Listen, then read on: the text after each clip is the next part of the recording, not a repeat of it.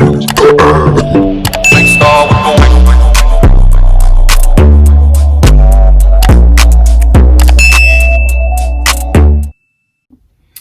going on, guys? Welcome back to my channel. I'm here with the Power Book 2 Go season finale. If you're new to the channel, be sure to subscribe. Everybody be sure to like, comment, and share. So we got the season finale of Power Book 2. It was the 10th episode. And I mean, basically, to me, it was just an episode to set up Power Book 4 Force, which is Tommy's spinoff. It was a pretty decent episode. I feel like it could have been better. What's going on, guys? Welcome back to my channel. I'm here with another Have and Have Nots review. If you're new to the channel, be sure to subscribe. Everybody be sure to like, comment, and share. We getting down to the nitty gritty. Listen, the show picks up where it left off.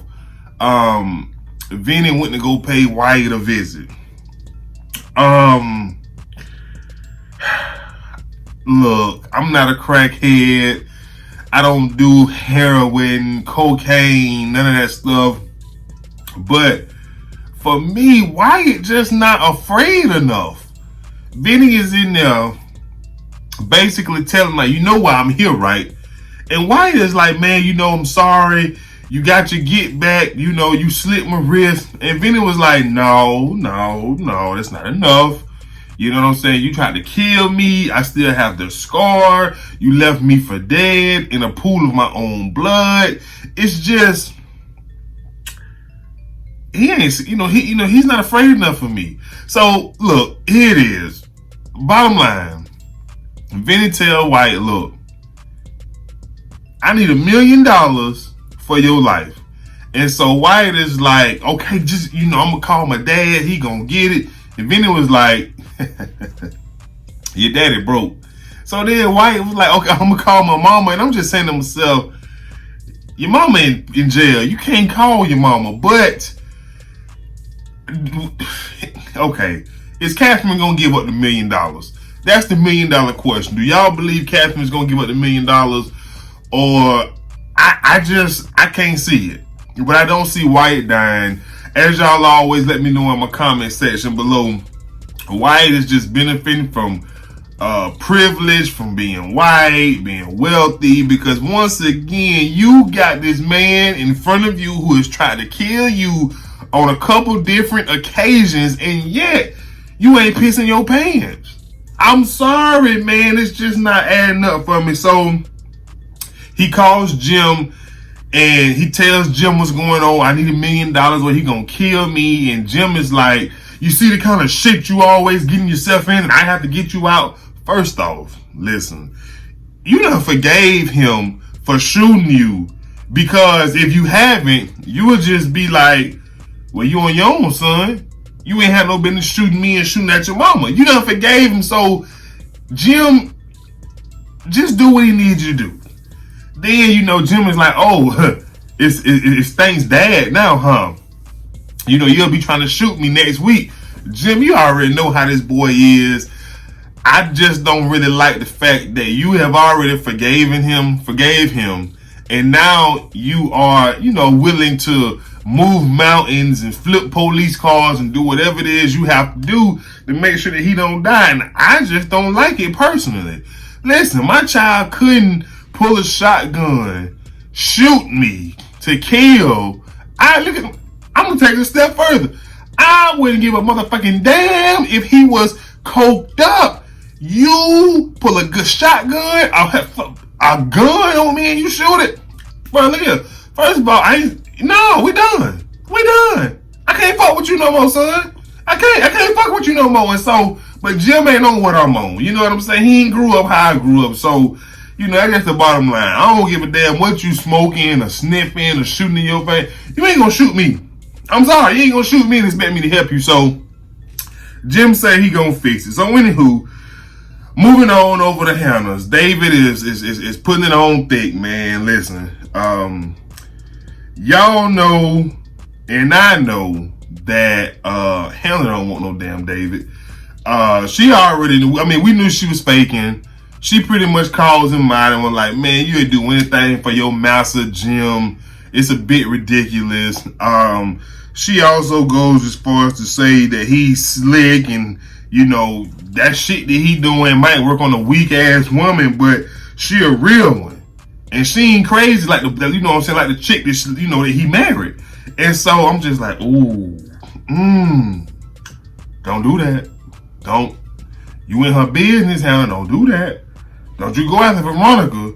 So, you know, she pretty much tell David to get out. And like I said, David he macking his hardest. He talking about, you know, I've always been impressed with you. The first time we met, I noticed you had on an ankle bracelet with a card on it, and now you don't. And I'm saying to myself, what the fuck does that got to do with anything, David? And he was just like, I'm just saying, I've been noticing you don't wear it anymore because you changed. So I don't know what that card meant or nothing like that. I mean, are we supposed to know what the ankle bracelet meant? Because I don't. If y'all know what it means, let me know in the comment section. But I have no ideas. And listen, he goes as far as to myself, you know, Hannah, it's something about you that just makes me want to be just so honest. And listen, I did want to see him hit it. I'm not going to lie. I'm not going to fake it. I did want to see it. But come on, bro, you doing too much. I ain't really got time for it. And that's, you know, as he leaves, you know, she calls him a sexy bastard. So we know she want him. So it's only a matter of time before, you know what I'm saying, Hannah get her some of that Harrington. You understand what I'm saying? So anyways, moving on. Catherine calls Veronica. Veronica is at the hospital to deal with Celine's situation. We'll get to that in a second. So Catherine calls Veronica and like, look, get your ass down here to this jail right now. And Veronica was like, who you think you talking to? Like, absolutely not. But I forgot. She picked up the phone, and when she realized it was a call from the jail, she said, whoever this is, I'm charging you $500 for every 10 seconds I'm on the phone. Damn, she expensive. You know, I'm just like, I don't know if we really want her to be our attorney if she charging like that. So anyway, like I said, Catherine tells her to bring her ass down to the jail. And Veronica is like, no, you don't tell me what to do. I'm not coming down there. I'm not working for you. Whoop-de-whoop. And Catherine would say, you don't want me to make one phone call. And so I'm just saying to myself, what's going on? So Catherine would say, you know, I can ruin your life with one phone call. So anywho, you know, Catherine tells her that she can ruin her life with one phone call about the loan that she took out from her bank. And she hangs up the phone, and as she hangs up the phone, she said, get down here. So now Veronica has to go deal with this Celine bull crap. So her and Celine go in the office with Celine boss and I guess the attorney or whoever it is for the, you know, for the hospital. And they just so shocked that Celine brung some representation into this meeting. And, you know, Veronica is like, what's this meeting all about? And the woman was like, you know, about termination, we're going to let Celine go. And Veronica was like, for what? And they was like, well, you know, a doctor complained and now we have to let her go. So Veronica, hey, listen, Veronica started doing the Veronica. So she said, Celine, go ahead and tell him. I know it's hard, you don't want to, but go ahead and tell him. Celine's like, oh, but she said, don't worry about it. I'll talk for you. I know English isn't your first language. I'm just like, damn. So Veronica proceeds to tell the hospital staff, she said that, yeah, Celine is being sexually harassed by this, you know what I'm saying, by this same doctor that's complaining against her. And Celine is sitting over there like, but no, that's not Veronica. You know what? Go back. She said, go back to cleaning. Before she left, she asked Celine how much did she make an hour. And Celine told her 17. And Veronica looking like, damn, I can't do no $17 an hour. And so Celine leaves, and basically, long story short, Veronica is playing the sexual harassment card. And you know, as crazy as it sounds, it may work because they ain't got no proof or otherwise. Just he say, she say. Veronica went as far as to say that they gonna sue the hospital for $10 million or something like that. And I mean, basically, and I clearly, on the way out, Veronica got to make a mockery of everybody. She refers to the woman who works at the hospital as a man. Say, I can't tell if you're a man or a woman. I'm just saying to myself, come on, Veronica, let's just get on out of there quietly. And she tell the girl, she said, if you don't know me, Trick, you better look me up before you call me again. I'm just like, she showed better. She showed better because they don't know who they playing with. So Veronica go outside, let Celine know it's Hamilton, and she was like, why did you lie? That's not true. And she say, you still got the job, don't you? Now go pick up a mop and go do whatever it is you do here. And Celine was like, thank you. And she was like, oh, I like this, Celine. I don't have to tell you to say thank you now. So Celine goes and picks up her mop and going about her business. But she did ask about Jim, which pissing me off. But Veronica says that she's going to handle Jim. I can't wait until she does, because Jim is kind of sort of getting on my nerves. So now, speaking of, Jim goes and pays Vincent, a.k.a. Vinny, a visit to talk about the Wyatt situation. And Jim is like, I paid you 75, and Vinny's saying no, it was 50. And so Jim was like, I gave your nephew Mitch $75K. So we just gonna sum this scene and the scene up with David real quick. Like, so Vinny pretty much tell him, like, look, I changed my mind. The 50, 75, it don't matter. It wasn't enough. I need a meal now. So he tells, Jim, because Jim says, I don't have it. And he tells Jim, he say, listen, either you gonna give me the money or you gonna be bearing another child. So Jim go runs to his, his little Steven, his slave house, David. David answers the door, and Jim pretty much telling him what's going on. Now, of course, we got the whole David and Hannah. David tells Jim how he think he really likes Hannah, and Jim is like, oh, to Jim, and Jim just think it's so funny. Like, you really want a maid? Thank you, Jesus. And, just doing all the same stuff. So, anywho, David and Jim pretty much, really, Jim trying to come up with this plan to turn the Malones against Mitch, which would take protection away from Candace, Benny, and Hannah. And he wants to prove that, Mitch pocketed the $25,000 instead of giving the whole $75 to Jim. Meanwhile, back at the Malones, Vinny calls Sammy, and he wants Sammy to look at the serial numbers on the bills to make sure to see if they come from the same, I guess, logo. See if they somewhat similar. That way he'll know if Jim is telling the truth or not. But truthfully, it really don't matter if you ask me, because I look at it like this. Vinny, it don't matter if you get the $1 million, and I can't really blame him for this. You gonna want Wyatt dead regardless, because he tried to kill you. You just gonna want him dead. So it don't really matter how much money you get or don't get. So from the standpoint of turning against family, I think Vinny might look at Mitch and be like, that's smart. But I just want to know why you so loyal to Benny and Candace. But I think that's the only harm that's gonna come out of it.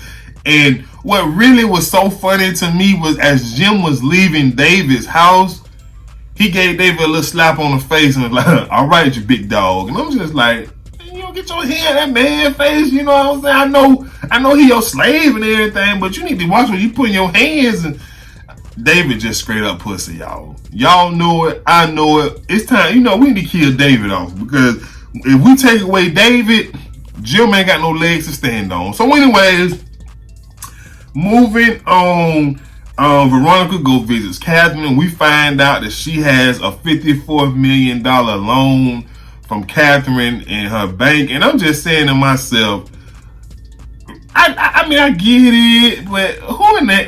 How the hell you get a $54 million loan and you so ballsy enough to not pay it? Veronica's whole plan is, oh, you going to prison, I'm testifying against you, I'm gonna blackmail you, I'm not paying the loan, you gonna pay it. And Catherine said, I don't have power of my attorney, so you gonna have to pay it, or they gonna, confiscate it from you. And so Catherine thinks this funny. And Catherine tells Veronica, you got until such and such to make a payment. And so Catherine goes back to her cell. And Veronica, she calls Dawn. Now here's the thing, y'all. All my Hannah supporters out there, is she ready? Is she ready to go up against Veronica? Is Hannah ready to go toe-to-toe with Veronica Harrington? I don't know. Listen, she been talking a little shit lately, but I don't know if she ready to go up against that. And for Catherine to put her up against that, I don't know how I feel about that, man. I truly don't. So y'all let me know what y'all think about that in the comment section. But I just don't like that. I don't think Hannah got a shot in hell to win nothing against Veronica. I just truly don't. Veronica have Hannah killed. I mean, I'm just keeping it real. So, moving on, Candace called Candace. Benny answered the phone, and Hannah Tomaso, this reporter here, she asked me, did I kick you out the house, and asking me all these questions. I just want to stop. You need to tell these people the truth. And Candace was like, well, I mean, Mama, that is the truth. Hannah was like, no, it's not. You left on your own at 14 with that man. And Hannah was like, yeah, I was sex trafficked. And Hannah was like, if she come around again, I'm going to tell her the whole truth. And Candace like, okay. I don't think Hannah realized that this is not going to work well for her at all. She clearly don't.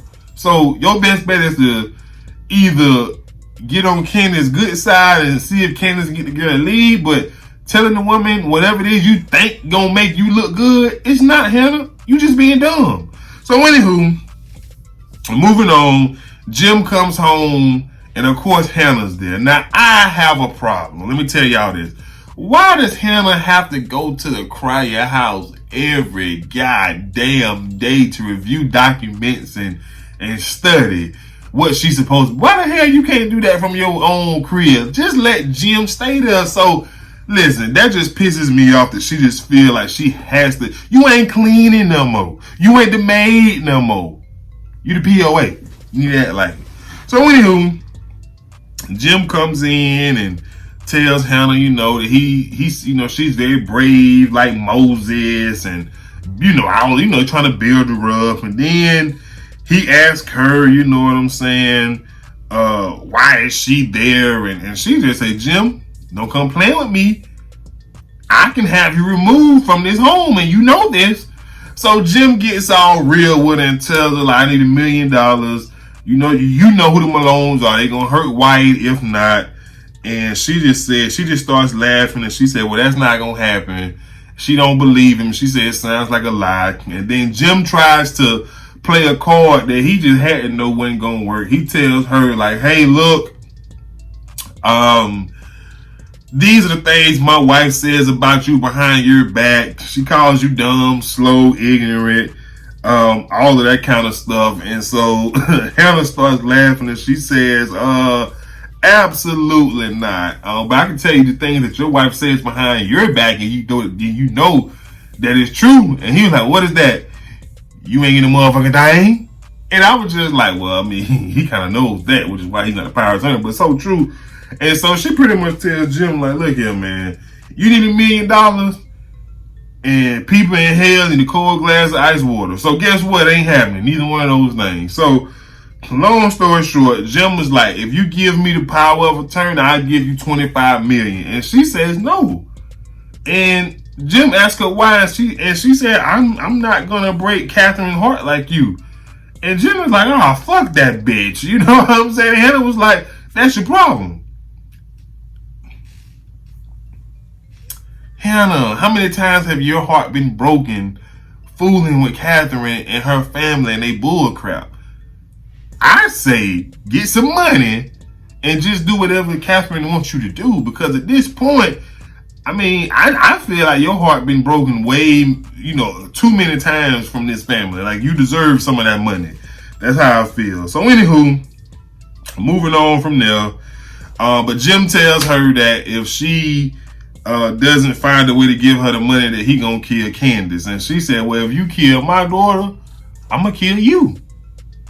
I would love to see that. I would love to. So anyways, moving on. Oliver calls Landon because Charles been in his room for a long time and he panicking, just doing the absolute most. Long story short, Candace called Landon to come talk to her. Benny Talking about, you want me to touch this food up? Sit your soft ass down, boy. So Landon comes in with President-elect Charles, and that's pretty much how the show goes off.